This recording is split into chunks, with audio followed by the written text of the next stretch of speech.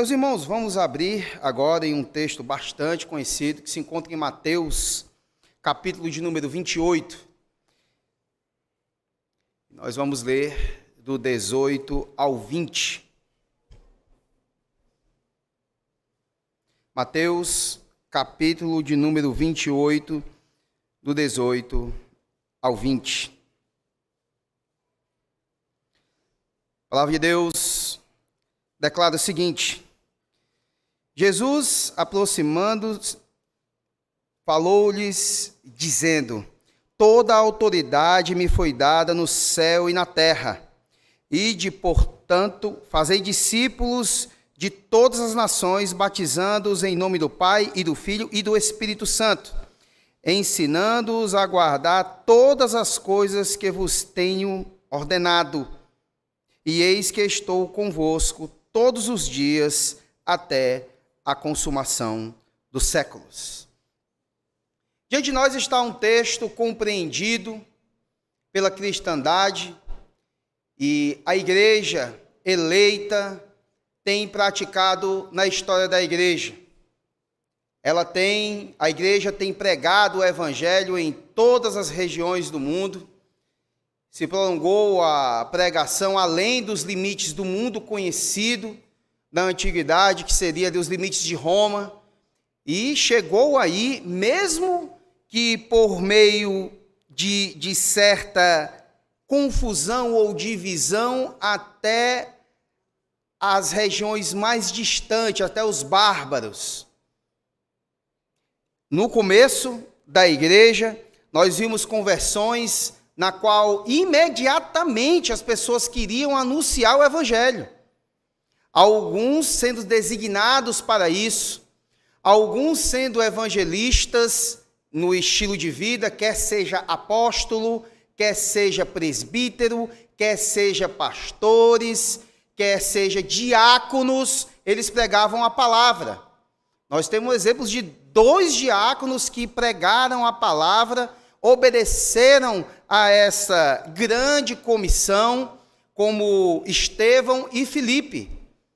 Filipe pregou para aquele eunuco, que por sua vez esse eunuco voltou para a sua terra, consertado o seu pensamento errôneo de não saber de quem se falava ali no capítulo 53 de Isaías, sabendo que ali aquele era o Cristo.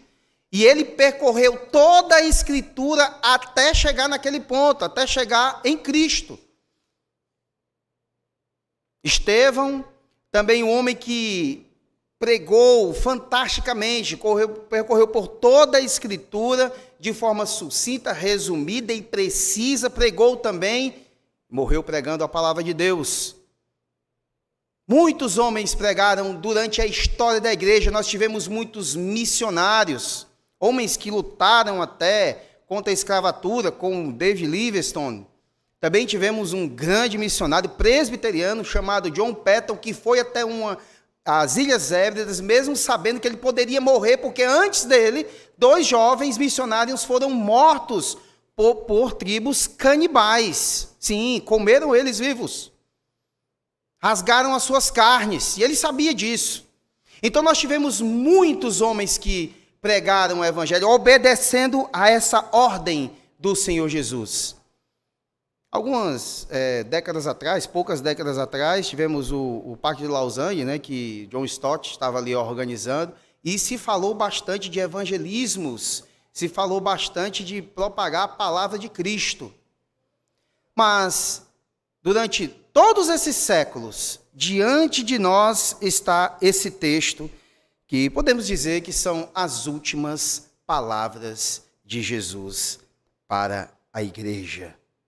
Ele falou aqui a seus discípulos, e esses seguiram essas ordens, e nós devemos seguir essas ordens. Hoje nós temos apenas 5 pontos nessa pregação. Em que o primeiro ponto, nós vamos falar da competência do comissionador, que esse é Cristo. Também o cerne da grande comissão seria o segundo ponto, O terceiro, o alcance dessa grande comissão. Nós teremos o quarto, que é as implicações da grande comissão. E por último, nós vamos ver motivos para cumprir com a grande comissão. Isso nós vamos ver a partir de agora, meus irmãos. Então, olhando para o versículo de número 18, nós vamos ver o seguinte, o Senhor Jesus declarando, olhe para o texto. Jesus, aproximando-se, falou-lhes, dizendo, toda a autoridade me foi dada no céu e na terra. Quando diz falou-lhes, dizendo, aqui tem uma questão de ênfase. É como se dissesse, ele falou falando. Ele fez um discurso ali naquele momento, de ordem para aqueles, e discurso último, e de grande urgência. Em primeiro lugar, em algumas versões, nós temos até algumas traduções diferentes, né? Como, por exemplo, na versão atualizada, nós temos Jesus tem toda a autoridade. Na versão corrigida, nós temos Jesus tem todo o poder. Se alguém tem essas versões aí, vocês vão ver essa pequena diferença, né? Então, para ilustrar essa questão, nós vamos dar alguns exemplos aqui. Por exemplo, o caminhão com 30 toneladas e o guarda. O caminhão tem poder, com essas 30 toneladas, de destruir. Carros pequenos seriam esmagados, pessoas destroçadas. Uma pequena floresta que ele invadisse também ia derrubar bastante árvores, não é isso? E o guarda tem autoridade. Aquele caminhão vindo com 30 toneladas, o guarda da PF lá, ele manda parar e ele vai ter que parar. Mas Jesus tem tanto o poder como toda a autoridade. Ele tem os dois ao mesmo tempo. E é em todo o universo. Todas as coisas, todos os seres, e principalmente, ele é o cabeça do corpo, que é a igreja.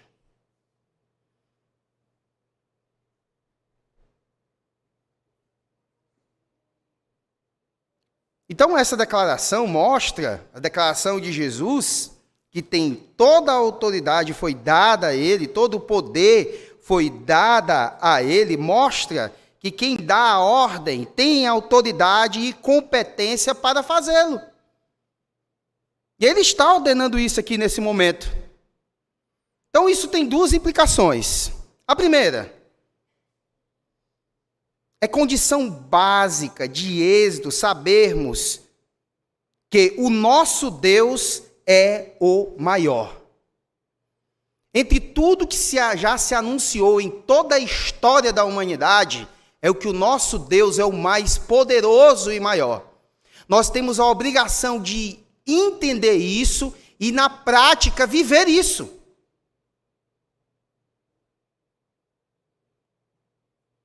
Na antiguidade tinha-se uma dificuldade tremenda. Quando o evangelho chegou, ali no período do Atos dos Apóstolos, a gente vai ver que grandes milagres, sinais e prodígios aconteciam por meio dos apóstolos. Coisas que, inclusive, querem praticar hoje, que não é possível. Não é possível, da mesma forma. Não acontece. Inclusive, tem sido ensinado aqui, de púlpito, pelas manhãs e noites, aqui na Betel, na exposição da carta aos Efésios, a igreja de Éfeso. Não é possível acontecer daquela forma, mas acontecia para que o próprio Deus inclusive, dizem que não devia ser Atos dos Apóstolos apenas o nome do livro, seria Atos do Espírito Santo através dos apóstolos. E ali grandes milagres e sinais eram feitos, mostrando que o Deus verdadeiro era aquele no qual eles pregavam. O Deus mais poderoso, o Deus verdadeiro, o único Deus. Ali acontecia daquela forma. Assim eles criam, assim eles viviam. E essa certeza inabalável é que nos dará condições de enfrentar o inimigo e as circunstâncias adversas sem temer e sem vacilar. Essa certeza nós temos que ter. É inadmissível um cristão temer, evangelizar, pregar a palavra àqueles que servem ao paganismo. Aqueles que vivem, digamos, vamos citar exemplo, no espiritismo, na umbanda, vivem na idolatria, ou têm um estilo de vida totalmente aquém da lei. Seja criminosos, sejam mulheres que vendem seus corpos, nós servimos a um Deus que tem todo o poder e nos dá a condição no Espírito de pregar tudo aquilo que nós aprendemos. A outra coisa é que qualquer ordem dada pela autoridade máxima do universo exige atenção e respeito total. Total. Ao proferir a ordem, Jesus quer ser obedecido de forma clara, completa, e aqui a questão é urgente.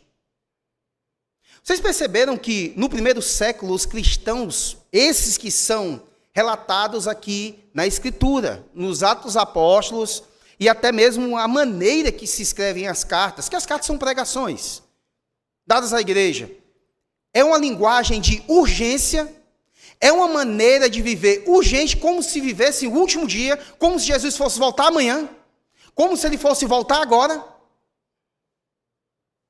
E aí, olhamos para a nossa vida, a nossa igreja.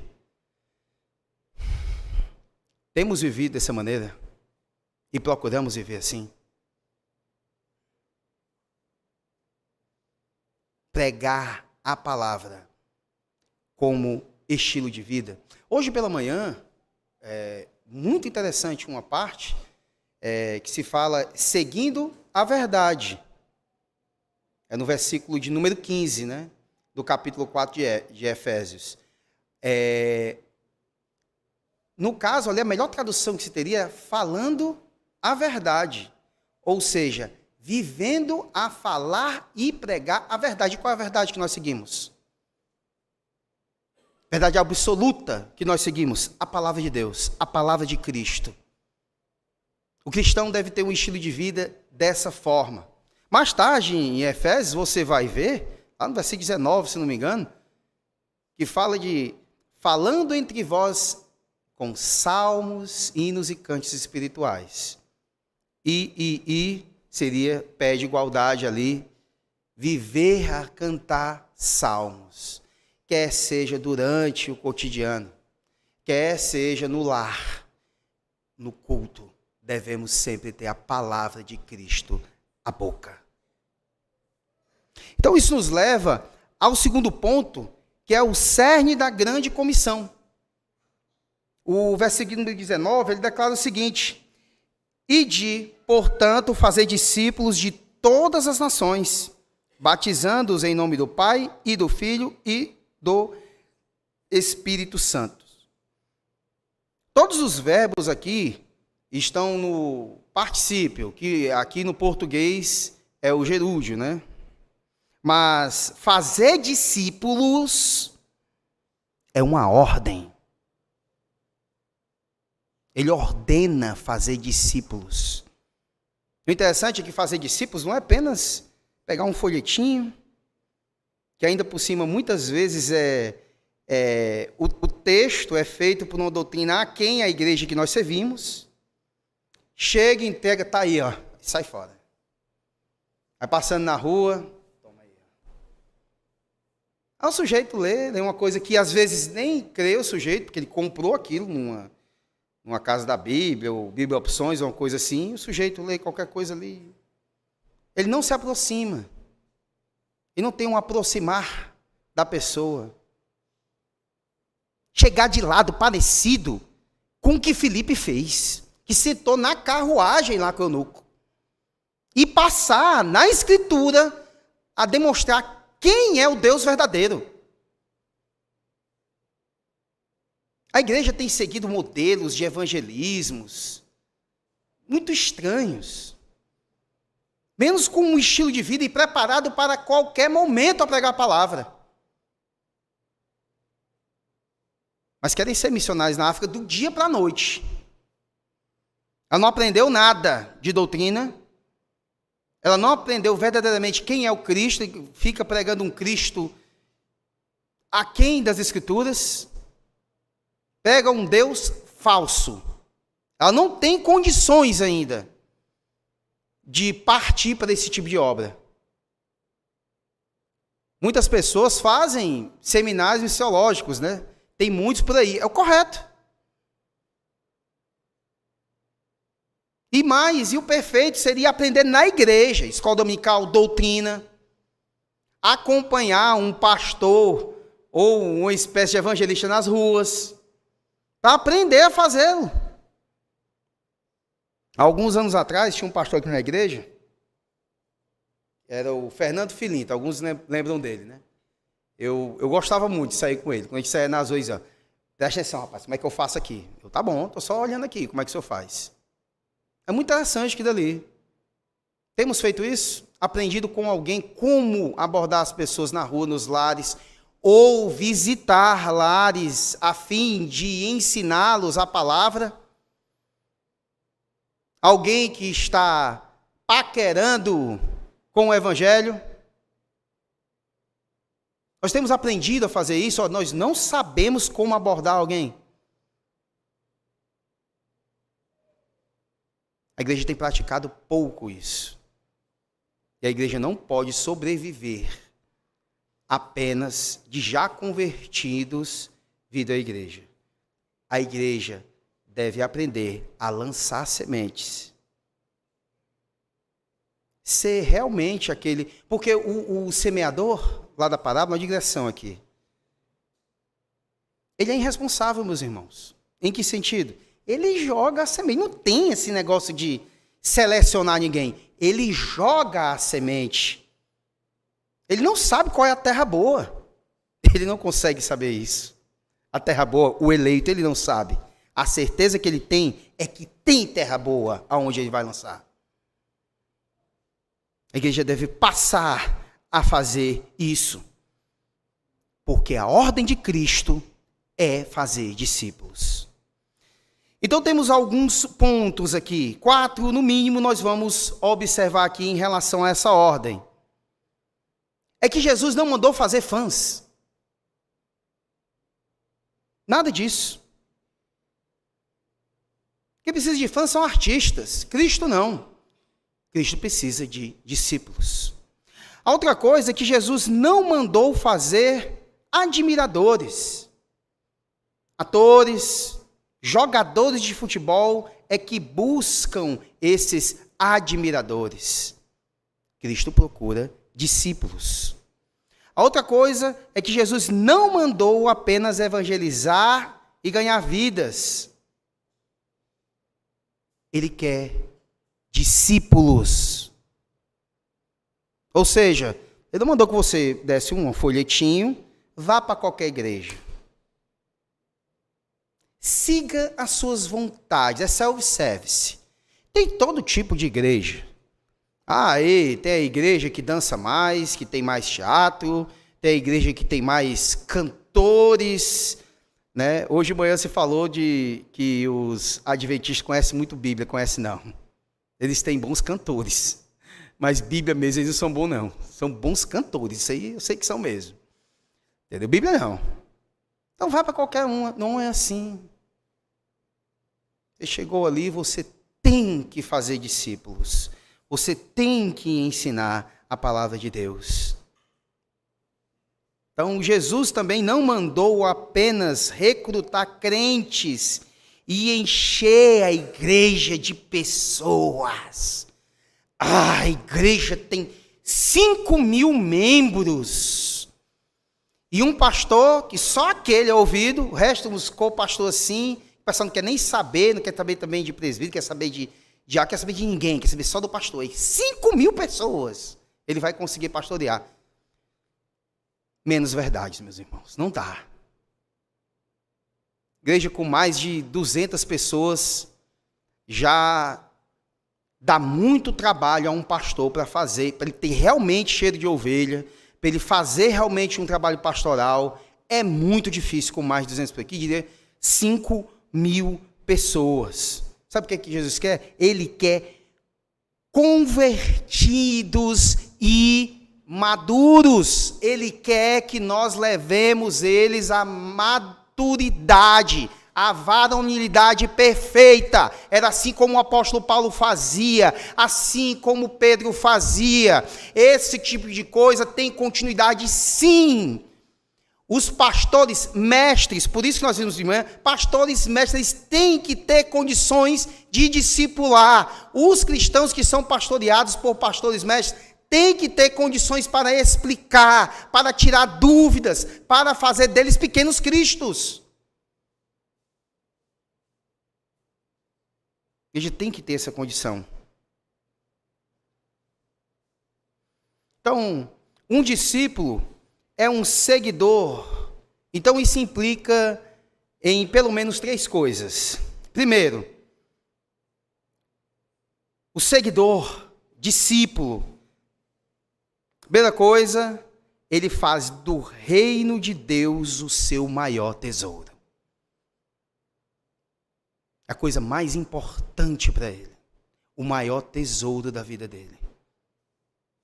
Obra de Cristo. Lembra o que dizem os puritanos?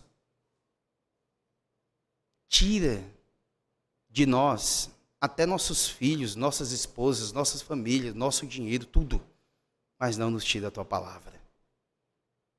Porque através da palavra, da pregação da palavra, do ensino da palavra, somente através dela, podemos fazer discípulos de Cristo. Que aqui tem todo o desenho de Deus, toda a instrução do Senhor Jesus. O Evangelho está aqui. A boa nova está aqui, não em outro lugar. Não em outro lugar. Outra coisa, renunciar tudo por amor de Jesus. Jesus dizia, né? Aquele que não deixar pai, mãe, sua família por amor de mim.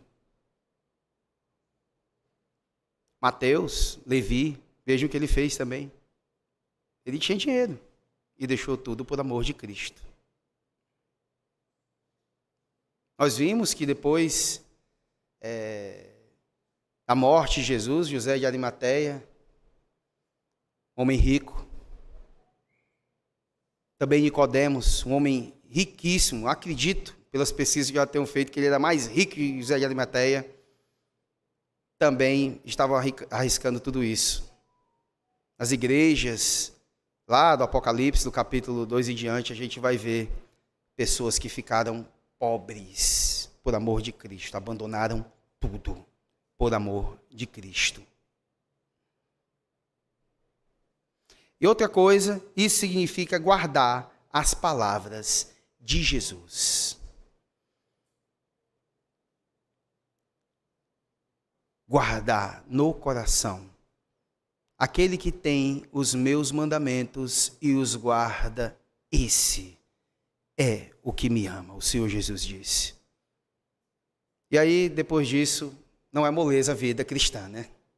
Porque lá em Romanos vai dizer que todas as coisas cooperam para o bem daqueles que amam a Deus. Todas as coisas, stop, não são apenas coisas boas, que nós julgamos ser boas. Coisas tristes acontecerão na vida de todos aqueles que amam a Deus. Às vezes você pode estar se perguntando, por que tal coisa acontece na minha vida? Porque todas as coisas cooperam para o seu bem. Por que não foi convertido ainda meu esposo? Porque todas as coisas cooperam para o seu bem. Por que eu tenho essa enfermidade? Porque todas as coisas cooperam para o seu bem. Porque meu filho não é convertido? Porque meu filho saiu da igreja? Porque minha mãe deixou os caminhos do Senhor? Porque todas as coisas cooperam para o seu bem. E as aflições da vida são pedagógicas, e necessárias e inevitáveis. No mundo tereis aflições. Tende bom ânimo, porque eu venci o mundo. O Senhor Jesus o declarou dessa forma.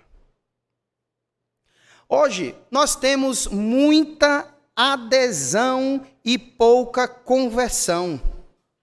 Nós temos até muitos ajuntamentos gigantes e pouco quebrantamento. Temos igrejas cheias de pessoas vazias e vazias de pessoas cheias de Deus. Ou podemos colocar, estamos cheios de igrejas que não estão cheias do Espírito, não estão cheias da palavra. Quando se fala que Estevão era cheio do Espírito, se observa no texto milagres, né? E prodígios, que diz o texto, né? Mas o que é mais grandioso? É a citação de milagres e prodígios na vida de Estevão ou de todo aquele sermão diante de fariseus e doutores da lei? Eles ficaram caladinhos. O que eles puderam fazer foi querer matá-lo. E mataram ele. Mas ele era cheio da palavra. O autor da palavra é o Espírito Santo de Deus. Quem soprou na mente dos autores foi o Espírito. Estevão cheio da palavra. Sejamos cheios da palavra. Para não, evangelizar, pregar a palavra, mas também viver de forma, com grande satisfação nessa vida. Não é possível ter satisfação em tudo, em Cristo, sem a palavra de Deus. Vamos para o terceiro ponto. Vamos falar agora do alcance da grande comissão. No versículo 19, ainda, ele vai dizer o seguinte: Ide, portanto, fazei discípulos de todas as nações, batizando-os em nome do Pai, do Filho e do Espírito Santo. Então, nós temos aqui fazer discípulo de todas as nações. A palavra nações aqui é etnias. Até porque o mundo conhecido, como nós falamos no começo, era Roma. O resto era chamado de bárbaros. Mas tinham muitas outras etnias por aí que deveriam ser alcançadas. Claro que na missão de Deus, para alcançar todos os eleitos, aconteceram algumas coisas até que para a gente fica estranho, né? A gente vai ver na história da igreja que os arianos, eles quando perderam o debate, eles foram expulsos, não mortos, foram expulsos e foram aos celtas. Mais tarde, pelagianos também, não ganhando batalha teológica nenhuma, também foram ter com os celtas. E dos celtas surgiram quem? Os escoceses. E aí surgiu a igreja presbiteriana. Depois de alguns séculos, surgiu uma teologia acertada. Mas o próprio Deus trabalhou para que fosse entrando, mesmo com imprecisões, que para nós é gritante, como o arianismo, o pelagianismo, é um erro interpretativo da Escritura, gritante. Mas chegou o primeiro assim. Isso quer dizer, devemos também lembrar disso sempre. Em algumas localidades, em Fortaleza, quer seja na nossa cidade, quer seja no interior do estado, quer seja em alguns locais do Brasil, o evangelho pode chegar até de maneira imprecisa. Mas nós temos a obrigação de ensinar o evangelho preciso, com precisão. Deus nos abençoou com maravilhosos doutrinadores, com grandes pregadores, tete a tete. Bons pregadores perto de nós, nos aconselhando de perto de nós. Nos abençoou em congregar numa igreja que tem homens capacitados na palavra. Temos grandes pregadores. Temos Augusto Nicodemos, temos Hernandes Dias Lopes, Paulo Brasil e grandes pregadores. Algumas pequenas divergências, mas são magníficos. Fomos abençoados. Então nós temos a obrigação também de maneira mais precisa, ensinar a palavra àqueles que não foram tão afortunados na vida. Então, etnias se tinham e tinha que se pregar até elas, até os confins da terra, como a gente vai ver em Atos dos Apóstolos, ali capítulo número 1. A gente vai ver isso, né? Onde houver um povo com sua língua, cultura, raça, etnia, ali o evangelho deve chegar. E isso ficou no coração de grandes missionários na história. E eles não davam a mínima se os perigos estavam ali. Mas faziam tudo com sabedoria. Lembra dos simples como as pombas e prudentes como as serpentes? Prudente ali é esperto, é astuto, não contava com a minha astúcia, está vendo aí? Tem que ser esperto. O cristão, ele é esperto, ele é inteligente, ele estuda a área que vai chegar antes de ir. Ele não vai na loucura, ele vai simples, mas vai sempre esperto. Então, grandes missionários fizeram assim, chegando em terras estranhas. Então, esses locais que se deve chegar, ali foram comprados com o sangue de Cristo. Aqueles que devem ser chamados ao discipulado foram comprados com o sangue de Cristo. Nesse período aqui, iria se encontrar esses perigos. Hoje nós temos, enquanto igreja local, e no local em que fomos inseridos e destinados, antes dos tempos eternos a estar, nós devemos entender que temos outros tipos de perigo e outra maneira de abordar e ser espertos, sermos inteligentes e estudarmos o que, quem, como e como devemos chegar em cada um. Inclusive, isso é um conselho bíblico do apóstolo Paulo, lá em Colossenses, capítulo de número 4, para sabermos como lidar com cada um.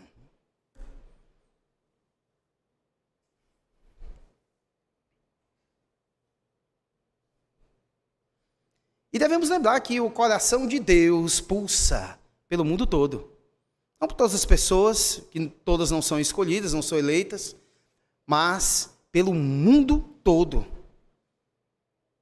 Deus disse a Abraão: em ti serão benditas todas as famílias da terra. Todas as famílias da terra. Em Apocalipse 5, 9... diz que Deus comprou com seu sangue, com o sangue de seu filho, todos que procedem de toda língua, tribo, povo, nação, etnias.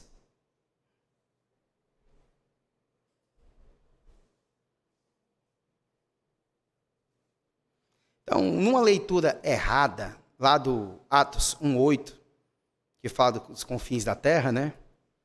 Não é primeiro aqui, depois lá, mas tanto quanto, ou seja, em todos os lugares. E aí, vamos agora para o quarto ponto, que é as implicações da grande comissão. Envolve integração dos novos convertidos também. Uma espécie de recrutamento, né? Versículo 19, mais uma vez vamos ler, diz: ide, portanto, fazei discípulos de todas as nações, batizando em nome do Pai, do Filho e do Espírito Santo. A igreja é importante. Não existe crente isolado, fora do corpo. Não existe ovelha fora do rebanho. Mais uma vez, declaramos aqui de púlpito, não existe essa de desigrejismo. Isso é um dos maiores malefícios que, infelizmente, durante a pandemia, isso tem aumentado circunstancialmente. As pessoas se viam não indo para a igreja, as igrejas todas fechadas, assistindo lives, assistindo pregações, ao vivo, o pastor sozinho na igreja, não podia estar com ninguém do lado, e as pessoas em casa. Muitos se acostumaram. E além disso, homens terríveis, são terríveis, têm pregado tais coisas. Caio Fábio é um deles, pregado desse igrejismo. E na prática, quem já teve o desprazer de ficar sem estar vindo para o ajuntamento, sabe o quanto é terrível para a alma, para o nosso ser interior. A igreja foi instituída pelo Senhor. E os novos crentes, eles devem ser integrados a ela pelo batismo, pela profissão de fé. A outra coisa envolve ensino aos novos convertidos. Então, há 3 coisas a destacar aqui. A primeira, ensinar o que Jesus mandou. É a primeira coisa. O que Jesus mandou é fazer discípulos dele, não é meu. Não é do presbítero Paulo. Não é do pastor Alex, pastor Denô, pastor Gesivaldo, ou qualquer um que tenha passado. É discípulos do Senhor Jesus. Não é achismos, não. Modismos, tradições humanas, ou legalismos apenas, não. O apóstolo Paulo disse que nós devemos anunciar todo o desígnio de Deus. De Deus, não nosso. Agora, nos últimos anos, tem se ensinado tradições que não são de Cristo. Maneiras que não são dele. Tem feito discípulo das pessoas mesmo. Tem, inclusive, denominações aí, que não são nem consideradas evangélicas, que todos os pastores têm a mesma voz. Conseguem copiar o tio. É pior do que música sertaneja antiga, que todo mundo tinha voz aguda. É um negócio assim incrível. Então é discípulos deles, não é discípulo de Cristo. Não é discípulo de Cristo. A outra coisa é ensinar todas as coisas. Não apenas as mais agradáveis. É como aquele pare de sofrer. Não, não é assim. Devemos ensinar toda a verdade, toda a palavra. Dá não apenas leite, mas também alimento sólido. Tem coisas que são, em alguns aspectos, é fácil para algumas pessoas.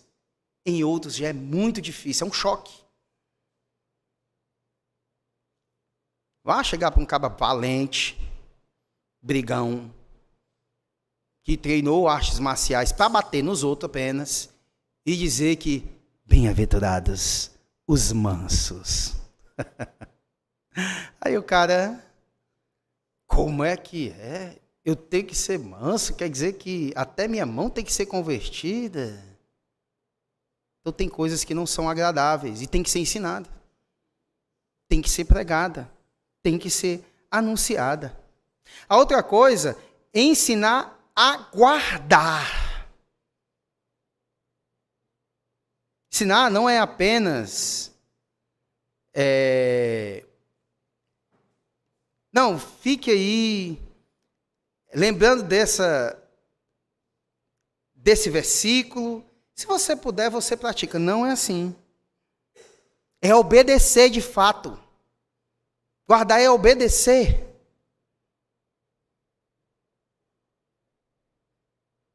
O discípulo é aquele que obedece. Hoje as pessoas querem conhecer muito. Leem muitos livros, muitos comentários.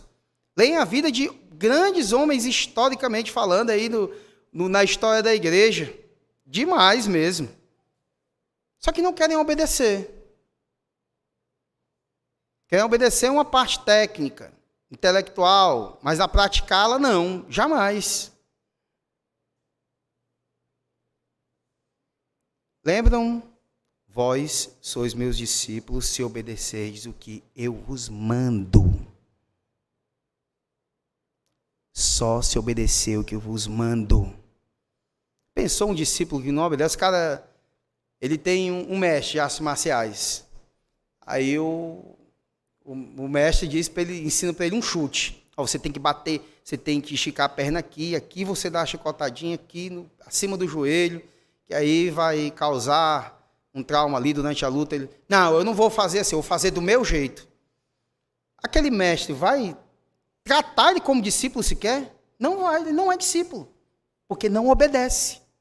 Não faz do jeito que o mestre manda.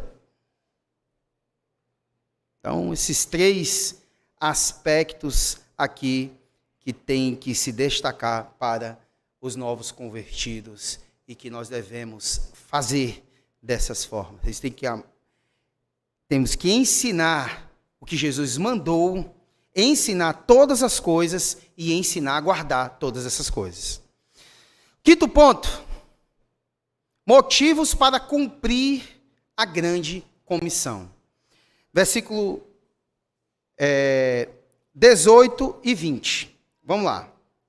Versículo 18 diz: Jesus, aproximando-se, falou-lhes, dizendo: toda autoridade me foi dada no céu e na terra. E o 20 diz: ensinando-os a guardar todas as coisas que vos tenho ordenado, e eis que estou convosco todos os dias até a consumação dos séculos.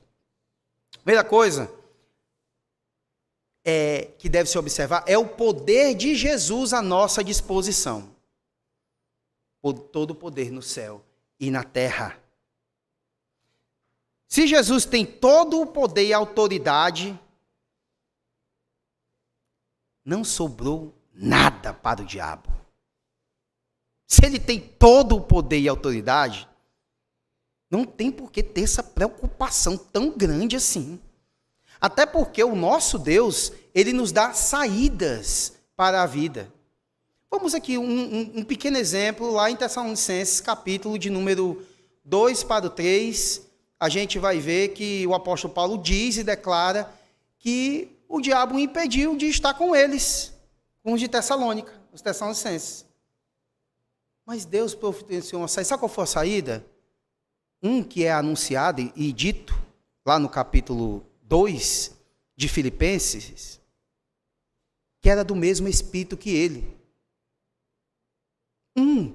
Que era filho na fé, filho amado. Quem? Timóteo.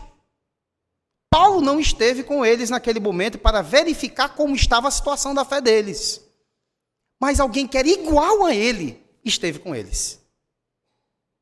O diabo não impede nada. Ele não tem autoridade, toda a autoridade. Ele não tem autoridade nenhuma. É Cristo que tem toda a autoridade no céu e na terra. O diabo é astuto, ardiloso, sagaz, mas Jesus tem todo o poder no céu e na terra. Parou para pensar?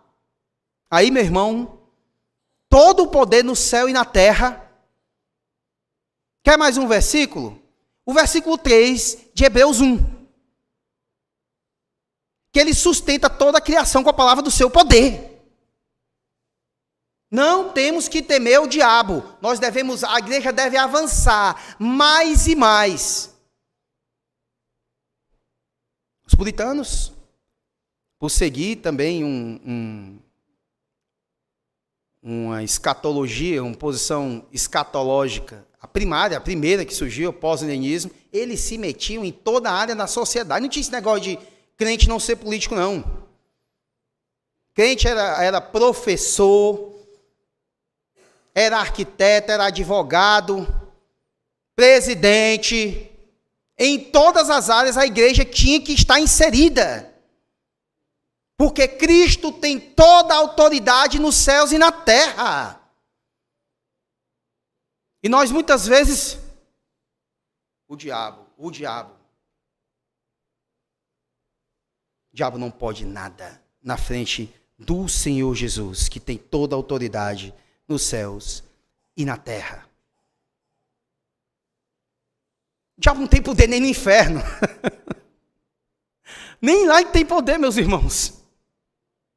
Apocalipse 1 diz que as chaves da morte e do inferno estão nas mãos de Jesus. E as portas do inferno jamais prevalecerão sobre a igreja. Jamais vão sobrepujar. Nunca. A outra coisa, a presença de Jesus. Aqui no versículo 20 nós vamos ver: e eis que estou convosco todos os dias até a consumação do século. A presença de Jesus é contínua em todo lugar. Ele nunca nos desampara, nunca nos deixa. Ele é como a sombra à nossa direita. Ele é o vigia que não dormita nem dorme, que a palavra descreve.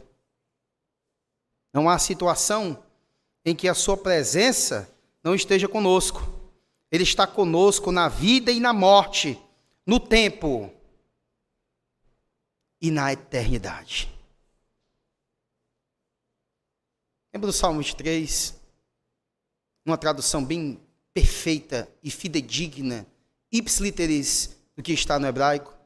Senhor, meu pastor, jamais terei falta. Nunca faltará o bom pastor. Jamais. Tanto é que no último versículo, versículo 6 do capítulo 23, ainda vai ser declarado: bondade e misericórdia estarão comigo até o fim dos meus dias. Porque Ele está conosco. E Ele diz e declara no capítulo 10 que é o bom pastor. Está conosco em todos os momentos. Mesmo naqueles momentos de desobediência. É aí que Ele está. De desobediência. Ele faz semelhante o que aconteceu certa vez. Um grupo de turistas iam passando ali pela faixa de Gaza, né? E viram aquelas ovelhas, né? Aquele rebanho, aquela coisa linda.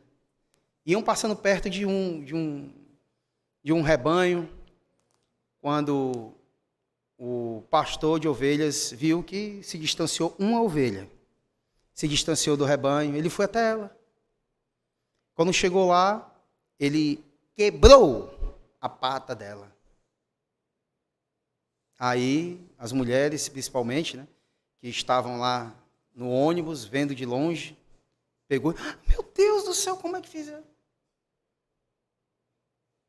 Aí ele fez lá, o toniquete, né, que chama, né? Colocou assim os taubinhos, enrolou e trouxe ela nos braços e ficou conduzindo o rebanho com ela nos braços. Nos momentos de mais dor e desespero que nós temos na vida, saiba que aquele momento ali, a sua patinha que quebrou foi o Senhor. Quem causou aquela dor foi o Senhor. Como ouvi uma vez as palavras em um filme, eu achei tão legal. Disse assim, às vezes Deus vira o nosso mundo de ponta cabeça, de cabeça para baixo, para a gente aprender a olhar para Ele. Ou seja, vira o mundo de ponta cabeça, o jeito ele olha para baixo, mas virou de ponta cabeça, está olhando para o céu.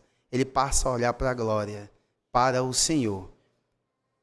Então, até nesses momentos, para o eleito, tá bem? Devemos frisar isso. Para o eleito, até nesses momentos, o Senhor está conosco. O Senhor está nos carregando nos braços. Aí, outro pontinho aqui, desse quinto e último ponto, é a ordem de Jesus que está no versículo 19, né? Ide, portanto, e fazer discípulos de todas as nações, batizando-os em nome do Pai, do Filho e do Espírito Santo. Se o Rei soberano do universo deu uma ordem, só nos cabe o quê? Obedecer. Como diziam os pregadores antigos, bem assim, como se estivesse para criança mesmo, 3 letrinhas, obedecer.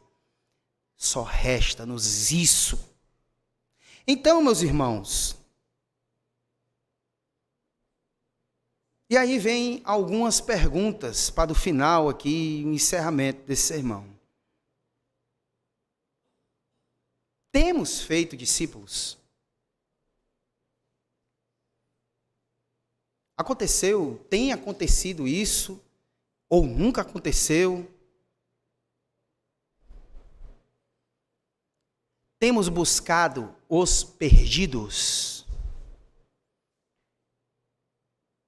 Aqueles que se encontram numa situação que pensam que não existe perdão para eles, que não existe Deus para eles.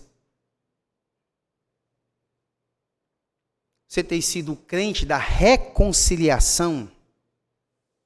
Você tem pregado para aqueles que dizem para você, eu fui da igreja, mas aconteceu isso e aquilo, e faz 15 anos que eu não piso na igreja. O que temos feito diante de situações como essa? Temos gerado filhos espirituais? Lembra como João trata a igreja? Filhinhos. Claro que isso é o pastor, né? Geralmente tem essa declaração. Mas a todo crente é dada a oportunidade, a autoridade para ele pregar o evangelho a toda criatura. Temos ganhado pessoas para Cristo, não para mim, não para a igreja presbiteriana, mas para Cristo. Temos ganhado pessoas para Ele. Uma vida vale mais do que o mundo inteiro. Há festa nos céus por conta disso. Então, meus irmãos, cabe a nós obedecermos essa palavra. São 3 versículos que têm sido ensinado, têm sido pregado, mas pouco obedecido em termos estatísticos nesse mundo. Eu estou falando da questão de ser do jeito que o texto é, não de propaganda apenas do Evangelho. Que o Senhor nos fortaleça na sua palavra para cumprir a sua vontade nas Escrituras, em nome de Jesus. Amém, irmãos? Vamos orar nesse momento? Deus, obrigado ao Senhor por mais uma leitura maravilhosa da Tua Palavra, mais uma pregação, e que a Tua igreja, ó Pai, possa obedecer a Tua ordem, possa obedecer o chamado Teu a pregar e discipular, fazer discípulos Teu. Em nome de Jesus, ó Pai, nos dá sabedoria, nos dá uma observância precisa de como chegar em cada um, mas que a igreja possa pregar a Tua palavra a todos. Deva ser realmente aquele que lança a semente, sabendo que irá ter terra boa, e se não tiver, ó Pai amado, é da Tua vontade, porque Tu escolheu a cada um dos Teus eleitos. Em nome de Jesus, amém, Senhor.